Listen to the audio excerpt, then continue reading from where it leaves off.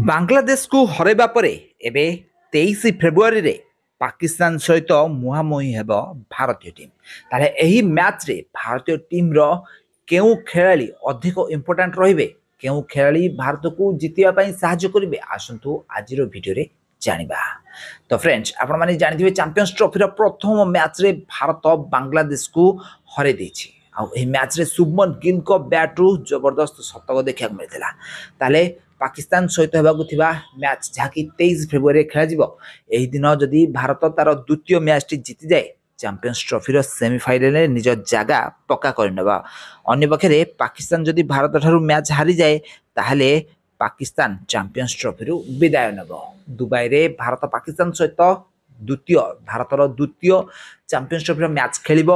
आउ एही मैच रे भारतीय दल तरफ मुख्य खिलाड़ी जे कि भारत को एही मैच जितेबे से होचंदी शुभमन गिल। प्रथम नंबर रे शुभमन गिल, कारण शुभमन गिल गत 4टी दिनिकिया मैच रे 2टी शतक 2टी अर्धशतक हासिल करी जबरदस्त फॉर्म रे रहिचंदी, जहाँकि प्रथम मैच रु ही देखा मिलता बांग्लादेश विरुद्ध रे। तो पाकिस्तान विरुद्ध रे भी मध्य गिल कर एही भली बैटिंग देखा मिलिबो। वर्तमान समय रे गिल जबरदस्त फॉर्म रे रहिचंदी, बैट रे बॉल को बहुत भलो संपर्क करूचंदी। तांकर कोनोसी बेले कमजोरी वर्तमान समय रे तो देखा मिली नाही। गत 3टी इंग्लैंड सहित सीरीज रे से मैन ऑफ द सीरीज होइतिले, 3टी मैच रे मैन ऑफ द सीरीज होइतिले से। आउ तांकर कोनोसी बेले कमजोरी एही मैच रे देखा मिली नाही। आउ ए सहित चैंपियंस ट्रॉफी रे प्रथम मैच रे से कोनोसी बेले कमजोरी तांको देखा मिलनी। बहुत सुंदर बैटिंग करथिले, मैच रे टीम को जितेई थिले शुभमन गिल। से बली पाकिस्तान विरुद्ध रे भी मध्य दुबई पिच रे पुणी थरे कमाल करिवे शुभमन गिल। शुभमन गिल को ऊपरे समस्त नजर एवं रही। आउ भारत को मैच जितबारे से रही प्रथम नंबर रे। द्वितीय नंबर रही रोहित शर्मा। तो आपण माने जानथिबे आईसीसी ट्रॉफी रे रोहित शर्मा दीर्घ दिन हेब भल बैटिंग करी आछुछंती। तांको शतक को पछरे पकई टीम रो हित पई से बैटिंग करूछंती, क्विक बैटिंग करूछंती, जहाद्वारा भारतर मिडिल ऑर्डर बैट्समैन माननकु सुविधा होची बड़ स्कोर करबा पई। तो यही कारण रोहित शर्मा भारतीय टीम पे गोटे बहुत इंपोर्टेंट प्लेयर अटंती। आउ से भी मध्य गत दिन मानक पाकिस्तान विरुद्ध रे शतक हासिल करछंती। पाकिस्तान बॉलर मानकु सठिक जवाब देइछंती निज बैटिंग द्वारा रोहित शर्मा। तो वर्तमान रोहित शर्मा इंग्लैंड सीरीज रे शतक हासिल करथिले। गत प्रथम चैंपियंस ट्रॉफी मैच रे भी मध्य 40-41 रन स्कोर करथिले, जहाद्वारा तांको जबरदस्त फॉर्म रे रहिथिबा कथा देखा मिलछि।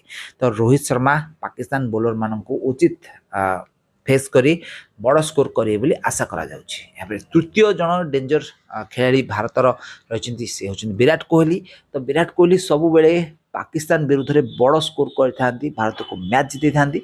तो से भली आशा कराउछि विराट कोहली भी मध्य बड़ स्कोर करी भारत को निश्चित भाव में मैच जितबा को सहायता करेंगे। या सहित हार्दिक पांड्या, केएल राहुल, श्रेयस अय्यर समस्त एबे भल फॉर्म में रहिछंती। भारतीय बैट्समैन माने ऑलराउंडर मानक मध्य अक्षर पटेल और रविंद्र जडेजा भारतर बैटिंग लाइनअप को बहुत तल पर्यंत नहीं जाइथांती।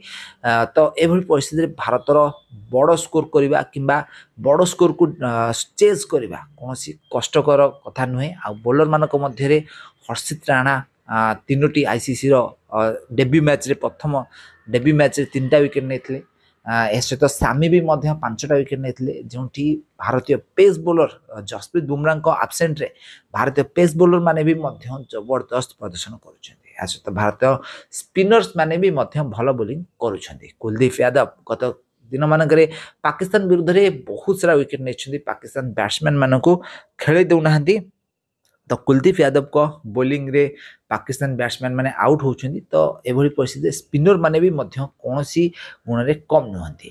ताले भारतीय बैटिंग आउ बॉलिंग सबुठू स्ट्रांग रहिछि पाकिस्तान विरुद्ध रे। पाकिस्तान रो बहुत सारा बॉलर्स और बैट्समैन माने इंजर्ड कारण दल एका पूरा वीक हो जाइछि। बाबर आजम को स्लो बैटिंग पाकिस्तान पे चिंतार कारण होइछि।